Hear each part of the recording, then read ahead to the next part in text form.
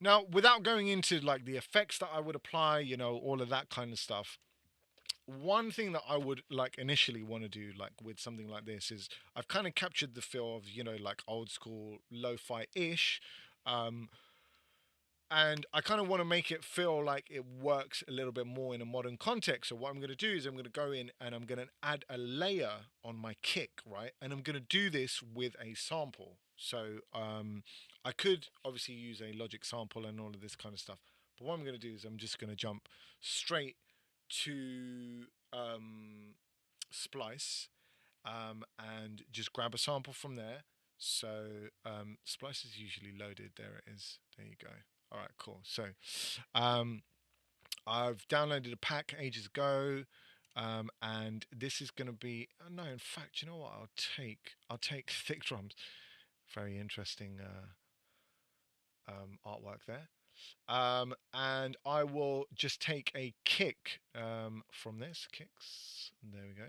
Now this is maybe going to be quite loud, so I'm not actually going to play it in Splice, just in case you guys get your faces blown off. But I'm just going to pick any kick just for today's session. I'm going to pick the first one that's there. No, in fact, what one did I use the other day? I'll use this one, right? So I'm going to grab that and I'm going to drag it and I'm going to do the same thing that I did before, but this time I'm going to go to Quick Sampler Original. Okay, Quick Sampler Original basically is just the quickest way of sampling with anything. And it kind of, you can see you can do like a lot of similar things, but it's usually one shots that I would use this for. Now you can see how loud that kick is. That kick is played on C3, which is my middle C on my keyboard. And I'm going to just start by turning this volume down, okay? Just because this might just kill you. Okay. More still? Yeah, okay, let's go there. And because it is so simple, basically what I'm going to do is I'm just gonna chop this sample there, so I don't get too much air on the back of it. No filtering, no LFOs, no nothing like that. I just want to be able to play this sample and get that moving. So this is going to be called Kick 2. Now, like when you're layering stuff up, you should be thinking about, you know, does this work with this tonally? Does it work with it EQ wise? You don't want to have any phase issues. You know, there's lots of stuff to think about, but we can think about it afterwards, but not too late after. Don't try and fix it in the mix, please. Um, so I'm going to basically pick a pattern for this to do. I might pick like a little ghost pattern for it to do, maybe. Like, we'll see what happens. It's going to be out of time, so don't worry too much about that. That's what the quantize function's for. Um, but it will join up, obviously, with the original kick as well. Hopefully, if I can remember what I did.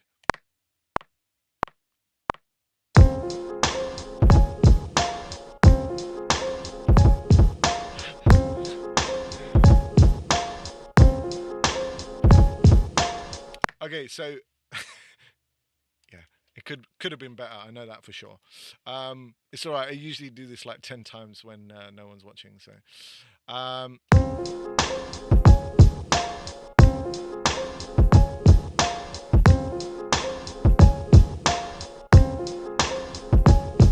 okay, so I'm happy with that. Happy. I can take the click off because I don't like the click at this stage being audible. Um, but I get, you know, but when I go back into Q sampler, I get this quick sampler, I get this basic functionality once again.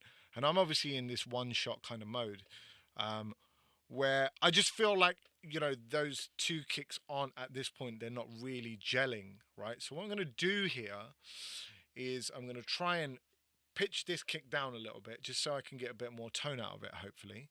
Um, so I'm going to pitch it down by, let's try two first.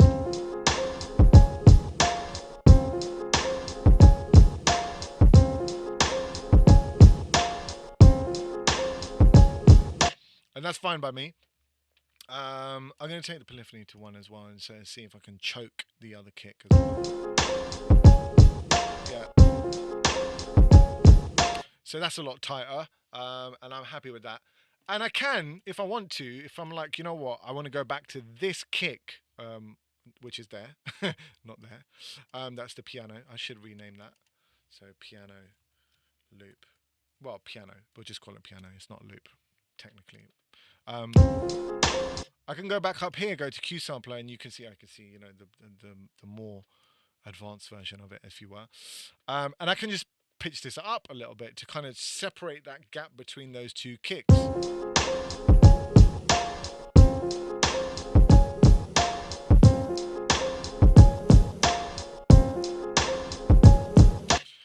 And so you can obviously see I'm starting to get somewhere here by only really using samples. And these samples, I didn't get any of these samples from Logic, but Logic obviously has its own huge bank of loops, and you can do much of what I've done with those things, but they come in a nicer package because they conform to the tempo very easily and all of that kind of stuff. Um, when you drop them in. However, when you are sampling, I want you guys to be thinking, yes, about, oh yeah, this sample's going to sound amazing when it does this and blah, blah, blah, blah, blah. Yes, there are many, many tricks and tips and tricks, too many to go over in a 1 hour session. But the number one thing you should be thinking about is, time. Essentially, what is the grid? What is the time of my sample? How do I want to approach this? What kind of sound do I want? How do I want to play this? Do I want it to be just that loop, or do I want to repurpose that loop somehow? In the case of both the Isley Brothers and the Michael Jackson song that I've sampled from here, um, I could have used them both as just like loops. Take that 4 bars, take that 2 bars, bang, bang, bang. This is something that's a little bit more interesting, but people, I mean, like once you start getting into the processing of the loops, then you're talking your interest is only limited by your imagination, really. So, um, just as an example, like this piano is kind of like a very close sounding piano. So, one thing that I would probably do is just jump in and put a reverb on there. So, you know, ascend, sent out to, let's just say, chroma verb, because it looks pretty. There you go. And I'll pick a preset here. We'll call it a, which one should we go for? We'll go for a hall, and I'll go for an orchestral hall. There you go. And I'll start dialing this in.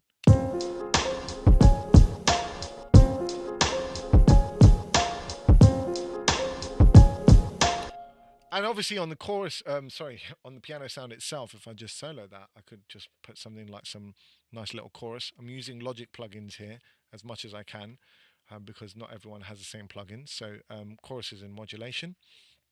I'm going to pick my favorite preset, which is Mega Wide Chorus. There you go. And I'm going to mix it in directly into the sound. And then instantly, you're like, oh yeah, like, that's much more interesting. Just those two things are much more interesting than this. Not that that's not interesting, because it's the Isley Brothers, firstly, but also secondly, because, I've taken that, I've chopped it up, and I've replayed it somewhat.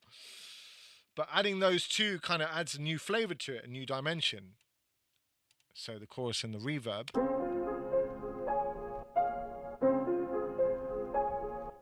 Makes it sound less chopped up as well, kind of like, gets rid of, all those little gaps, makes up for my bad timing. And this is like something that you can continue to do infinitely with whatever samples you wanted to do. I have a sample that I wanted to work with, that's from a film, and I was going to show you that one, but maybe another time. So yeah, essentially that wraps up today's session, unfortunately. I hope you got a good look into how you can start to mess around with samples in Logic. Not only mess around, be serious as well, and make some great music with it. Obviously, as part of the Garnish network, feel free to jump on, look at what we cover in our Logic course, in our longer courses, in the modules of those. And it's good night from London, where it's 8 o'clock. I'm sure it's earlier in other parts of the world and much later in other parts of the world as well. Thank you for joining us. If you need more information, please do go to www.garnishmusicproduction.com. Thank you.